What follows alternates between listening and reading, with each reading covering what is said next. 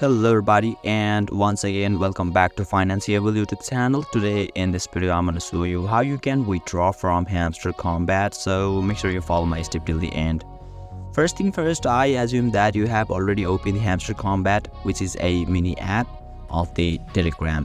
So now once you open it, you'll be able to see the interface or dashboard of the Hamster Kombat on in the screen. And you can also see there is a airdrop option at the bottom right corner of this dashboard, which is distinguishable by its coin icon.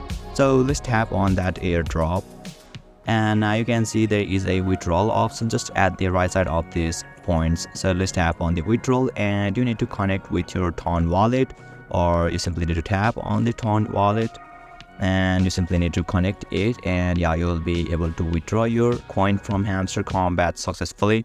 So basically this is how you can withdraw from Hamster Kombat, and if you still encounter any issue during this process, feel free to leave a comment and I'll be happy to assist you.